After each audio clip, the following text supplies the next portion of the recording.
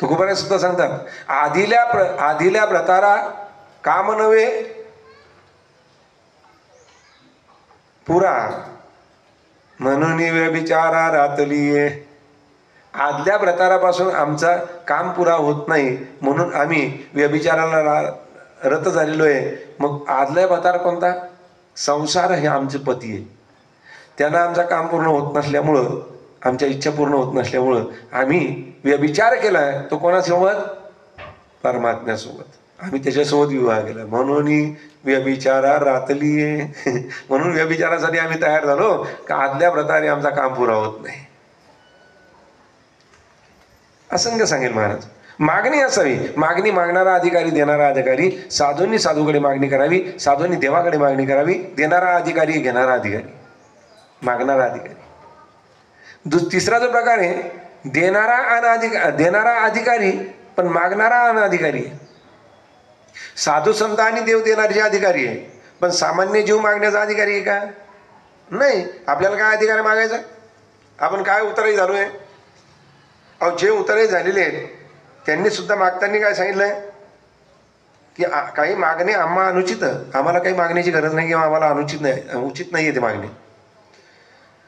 मग जे मागण्याचे अधिकारी आहेत ते सुद्धा मागायला तयार नाही आहेत. मग आपण अधिकारी आहे का? नाही. पण आजचा दिवस असा आहे की आपण अधिकारी झालेलो आहे. कशामुळं? कथा ऐकून आपल्याला कळलेलं आहे की देवाला काहीच मागायचं नाही. न मागता कळो येते अंतरीचे. त्याला न मागता सर्व कळत असतं. आपल्याला मागण्याची गरज नाही. ठेविले आनंदे म्हणायसाठी नाही नुसते हे नुसतं म्हणायसाठी नाही महाराज. ठेविले अनंते तैसेची राहावे, चित्ते असू द्यावे समाधान, अंतःकरण समाधानी असावे महाराज. जैशी स्थिती आहे तैशापरी राहे, कौतुक आहे संचिताचे. ही जशी स्थिती असेल त्या स्थितीमध्ये राहायचं. आम्ही सदैव सुडके, साधू तसे राहिलेत. तुकोबरायांच्या घरची परिस्थिती कशी होती महाराज?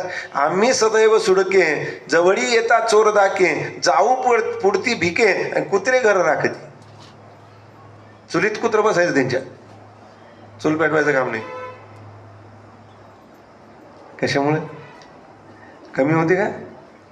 असंख्य श्रीमंत होते महाराज, पण दुष्काळात संपत्ती वाटून दिली. हो, बरे झाले, देवा निघाली दिवाळी बरी, या दुष्काळी पिढा गेली.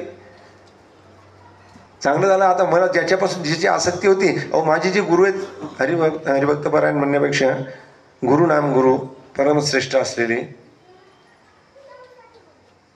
त्यांचं वर्णन आलेलं आहे एका श्लोकामध्ये. झाली भारत भूतया कितीतरी, ती संत रत्ने खरी, लोकांच्या हित चिंतनी झिजविली, काया जयांनी भली. श्रेष्ठ स्थान तयात खास पहिले, शोभे तुम्हा अन्यन. प्रल्हादा गुरुराज यानित तुम्हा, माझे असो वंदन.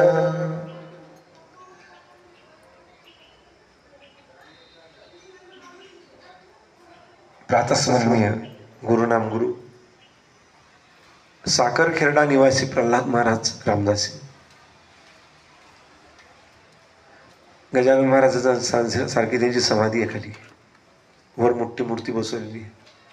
बाजूला त्यांचे गुरु असलेले रामानंद महाराज जालनेकर, त्या जालनेकरांचे गुरु असलेले परंपरा सांगते, त्यांचे असलेले गुरु ब्रह्मचैतन्य महाराज गोंदावलेकर माहिती सर्वांना. ब्रह्मचैतन्य महाराज गोंदावलेचे, त्यांचे शिष्य जालन्याचे रामानंद महाराज, आणि त्यांचे शिष्य सद्गुरुनाथ प्रल्हाद महाराज.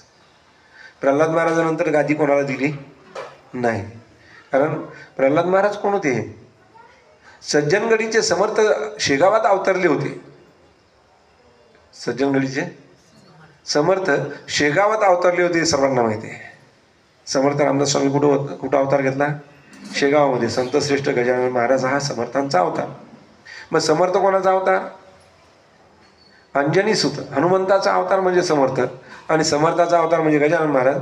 तेच गजानन महाराजांचा अवतार पुढे रामनामाचा सर्वांना प्रसाद वाटण्यासाठी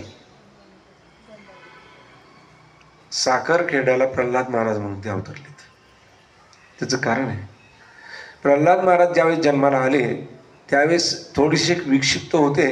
आईला लाज वाटायची त्यांना कोणाला दाखवायची, म्हणून जन्मापासून लंगोट बांधायला सुरुवात केली होती. त्यावेळेस रामानंद महाराज ज्यावेळेस धावत गेले साखरखेड्याला, त्यांनी त्याला मांडीवर घेतलं, तर मांडीला काहीतरी टोचलं म्हणून त्याला उपडं टाकून लंगोट सोडून पाहिला तर एवढं शेपूट होतं जन्मताच महाराजांना. हनुमंताचा प्रत्यक्ष अवतार, हनुमंताचा प्रत्यक्ष अवतार म्हणूनच समर्थांचा अवतार म्हणलेला आहे. सुंदर समाधी. अजूनही सुद्धा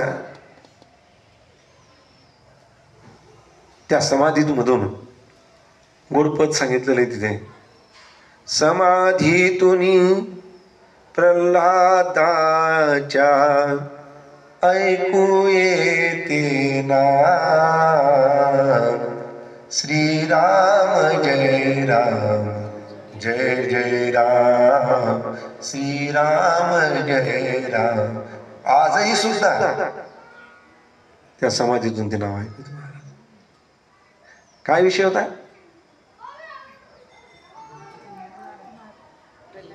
मागण्याचे अधिकार. देणारा अनधिकारी, मागणारा अधिकारी. संता सज्जनांनी सर्वांनी मागावं, पण देणारा सामान्य जीव आहे त्याला अधिकार नाही. देणारा अधिकारी आहे, पण मागणारे आपण सामान्य जीव आहे, अनधिकारी आहे. हा, मी हे सांगत होतो. समर्थ प्रल्हाद महाराजांनी गुरुजींची आज्ञा झाली स्वप्नामध्ये की ज्या मायेमध्ये तू अडकलेला ती माया सोडत का नाहीस. रामानंद महाराजांनी स्वप्नात सांगितलं. रामानंद महाराजांनी स्वप्नात सांगितलं की तू ज्या मायेत अडकलेला आहे ती माया सोडत का नाही. असं म्हणल्याबरोबर सकाळी पूजा करत असताना पंचायतनाची पूजा झाली आणि गावामध्ये असलेले माई नावाचे एक ब्राह्मण होते, त्यांना बोलवून घेतलंय महाराजांनी. कोणी विचारलं कशाला बोलवलं, काहीच नाही, कोणी विचारलं सुद्धा नाही. बोलवलं, कुंकू वगैरे लावलं, त्यांना पाद्यपूजन केली, हातामध्ये पाणी घेतलेलं आहे आणि संकल्प सोडलेला आहे की माझ्या अंगावरचे वस्त्र सोडून जेवढी काही इस्टेट संपत्ती असेल ती घरासहित तुम्हाला दान. अनासक्तीची जना पटविली पहिली. हा, काय केली? गुरु आज्ञेने सर्व वस्तूस करीशी गृहदान, अनासक्तीची जना पटविली पहिली ही खून, सुस्वागत आदि आदिचे चित्ती नाम स्मरण, मानसी ब्रह्मची श्री गुरु केवळ देवन पुण्यान. महाराजांनी अनासक्ती आहे. कशामुळं? तुकोबारायांनी तेच केलं महाराज. तुकोबारायांनी सगळी संपत्ती वाटून दिली आणि म्हणायला लागले की बरे झाले देवा, निघाले दिवाळे, बरी या दुष्काळी पिढा गेली. कशासाठी? परमार्थ करता येत नव्हता. मी अडकून पडलेलो होतो, गुंतून पडलेलो होतो. हे माझं, ते माझं, घर माझं, दार माझं, हे संपत्ती माझी, ती संपत्ती माझी, याला दिलेले पैसा माझा, तो वसूल करायचा पैसा माझा, सावकारी होती. अनासक्त असावं म्हणून आम्ही सदैव सुरकी, जवळ येता चोर दाखे, जाऊ पुरती भुके भिके कुत्रे घर राखती. समर्थ प्रल्हाद महाराजांनी सुद्धा तेच केलं महाराज. त्यांनी सुद्धा राम मंदिरामध्ये आपलं विराट थाटलेलं आहे, राम मंदिरात जाऊन बसलेले आहेत. रोज भिक्षा मागावी, गावामध्ये एक श्लोक म्हणावा, भिक्षा घ्यावी आणि घरी यावं, अन्नदान करावं, नंतर स्वतः उपास सोडावं. हे अनासक्ती जीवन आहे.